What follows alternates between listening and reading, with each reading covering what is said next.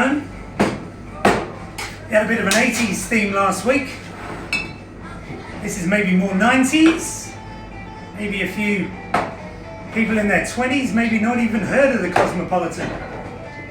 When I was a bit younger, people used to sort of take the piss out of it a bit, but it's actually made well. It's a bloody good drink.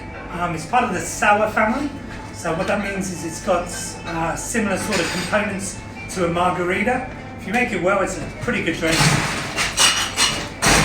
Okay, so first thing you need is a martini glass or something similar. Okay, for this one it's a shake and drink. So any shaker you've got, over the last few weeks I've shown you can use a lunchbox, you can use a food container, anything you've got. You don't need fancy bar equipment, but if you have, use it. So originally the original recipe up in New York had a citrus gin in it. I think in 1986 or 1988, so we're going to use this too. 40 mils, 50 mils. Straight into my shaker. Okay, I've got a triple sec, dry orange liqueur. Orange curacao will be fine. Cointreau is fine. Grand Marnier even is fine as well.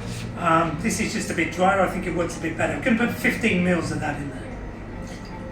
So 45-15, really I'll put 50-15, but don't tell anyone, mum's the word. We're going to put some cranberry juice. This is Ocean Spray. 30 mils into there, probably my favourite cranberry juice. Save a bit of time this week, we actually pressed some lime juice, 15 mils of that into that. And also the last few weeks I've been talking about chickpea or something called aquafaba, which we've been using for a few years. I'm going to put a dash of that in there too. It's just the brine that chickpeas are stored in. It just gives a tiny bit of fluffiness. Yeah, it's great if you've got some at home. Crack them open. Don't let that brine go to waste. If you're using something with an emulsifier, always give it a dry shake first. Then add the ice. Give it a good shake. Feel it going nice and fluffy. Okay. Then our ice cubes. That's cool. Just let someone pull into the drive-through. Awesome. We're off and running. Cool. Let's go to the drive-through. Give it a good shake. That's 10 shakes.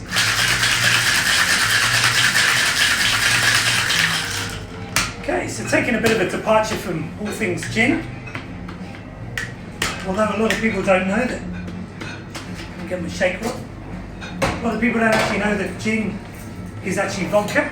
It's a neutral grain spirit flavoured with juniper primarily and botanical. So people who don't really like gin, stereotypical gin, have something with a bit less juniper in there, which is what we guide them to here. Hemp gin, Farmer's Wife, Patient Wolf as well as a great gin from Melbourne. Look at that. That's a party in a glass for a Friday. Wowee. Look at that. So simple, only 4 ingredients. Okay, there's a gentleman called Del de Groff who brought in this little infamous garnish. So we've got an orange zest and we've got a lighter. What I'm going to do is try and spray the orange zest. This orange is looking a bit dry, but I'm going to try and torch the zest there and get a little bit of a flame going. Whoa, there you go, worked first time. Easy to do at home. Cut a thin bit of orange, just like that, a nice slice. Take the pith off, over the top, and then just in like so. And there we have a Cosmo. Look at that. Cheers, guys. It's the 1990s again. Wow. It tastes pretty good. Don't know why we used to take the piss out of it. It's really nice citrusy flavour. That Kettle One citron carries across the palate. Nice dryness of the orange and the Campari. The cranberry.